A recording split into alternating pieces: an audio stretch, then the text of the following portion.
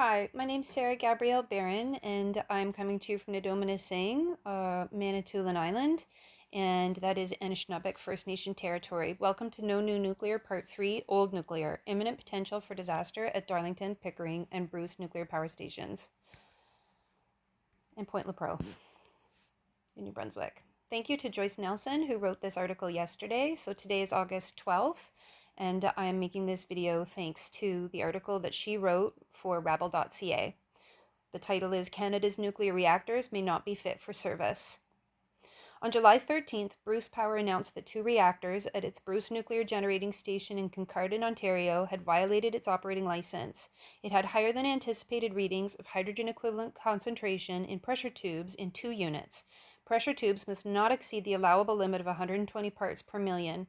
Each pressure tube in a reactor contains 12 bundles of uranium, which are the basis for the nuclear reaction. But the pressure tubes also contain the coolant that keeps the fuel from overheating and triggering a meltdown. So if these levels get too high, it can develop cracks and fractures. So what happened, right? so the Canadian Nuclear Safety Commission ordered the company, along with the other CANDU reactors at Pickering, Darlington, and Point Lepreau in New Brunswick, to review their fitness for service and report back no later than the end of July. And I don't think it happened because this has been going on for months. In fact, it's been going on for years.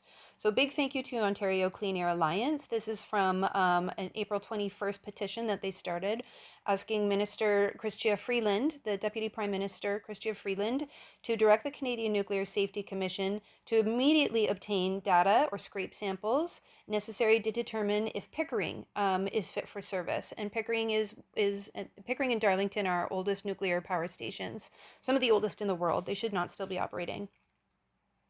So this has been going on at least since 2018. The Canadian Nuclear Safety Commission renewed the operating license for Pickering, despite the fact that they had failed to supply the reliable data or scrape samples in these cooling tubes to make sure that they were safe.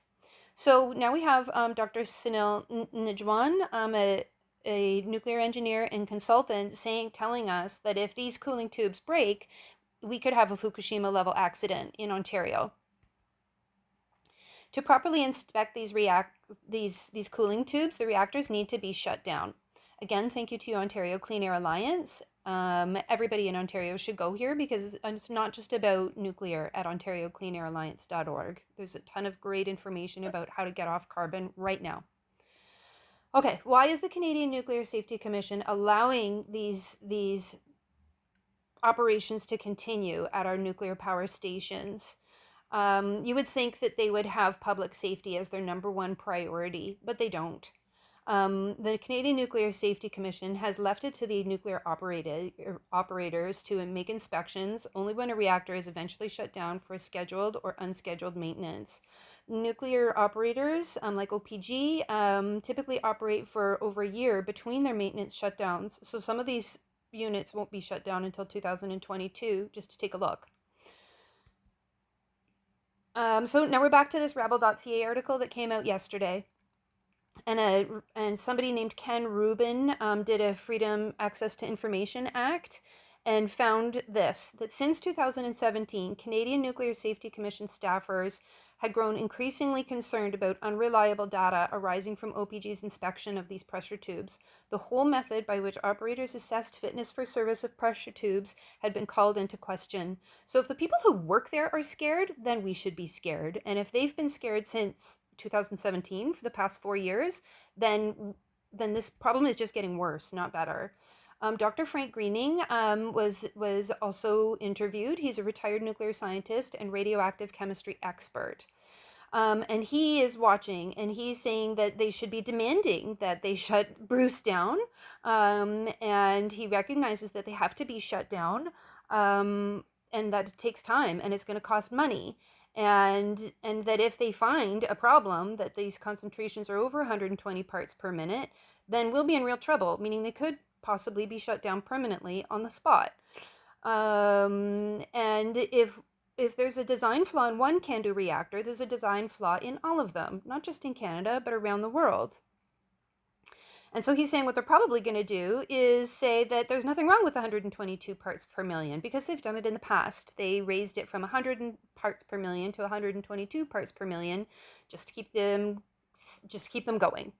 Believe it or not, our wonderful nuclear regulator, the Canadian Nuclear Safety Commission, has in fact used that very option to deal with exceedances of things like deuterium pickup, feeder pipe thinning, etc. in the past.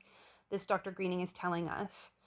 And he's watching this back and forth between the Canadian Nuclear Safety Commission and Bruce Power, and he's saying that the left hand doesn't know what the right hand is doing.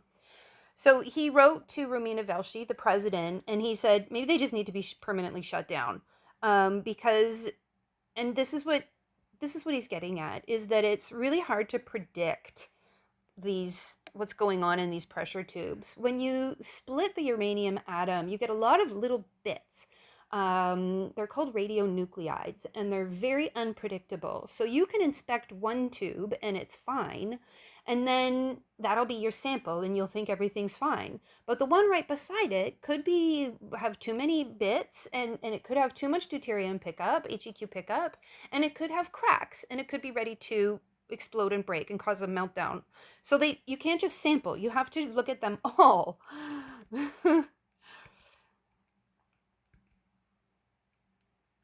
I'm not making this up. The potential for a Fukushima-like meltdown is real. We're allowed to listen to the experts at this point, because I don't think we can trust the Canadian Nuclear Safety Commission. So if these tubes rupture, it could lead to cascading failure, not unlike what happened at Fukushima. That's a quote from Sunil Nijhawan, a nuclear engineer and consultant who used to work for OPG, and he specializes in accident and safety assessments. Dr. Gordon Edwards, who's been doing this forever, you can go to ccnr.org. It's just a goldmine of information. But here's a quote from Dr. Gordon Edwards. Cooling the fuel is essential in nuclear power. If you don't cool the fuel, even after a shutdown, you can have a meltdown. That is what happened at Fukushima. I'm not saying every loss of coolant will lead to a meltdown, but that's the precipitating cause that could lead to a meltdown. So therefore, the integrity of the piping is a prime concern. This is a national security concern. What would happen if Darlington or Pickering had a meltdown? That's in the GTA, the Greater Toronto Area, and those would all become refugees, nuclear accident refugees, all those people. And Lake Ontario would have to be shut down, and the shipping lanes would have to be shut down. And Bruce Nuclear Power on Lake Huron, the entire Great Lakes system would probably become, well, it depends on how big the meltdown is, right? But once this stuff is leaking into the water, it just moves, right? It doesn't stay in one place. It's not like it's like a disaster on land that you can contain it. Once this stuff leaks into the water, you can't contain it. So this is a picture of Fukushima, and this is the size here on the top right of Lake Ontario, which would be about this big, concentrated, if we had a Fukushima-like accident on the Great Lakes. Please share, use the hashtag #NoNewNuclear, hashtag StopSMRs. Please talk to any news people that you know, talk to any political leaders that you know. And, Ontarians need to ask ourselves if we're willing to make the sacrifice to have maybe some brownouts and maybe some blackouts in order to save the Great Lakes and the safety of our economy.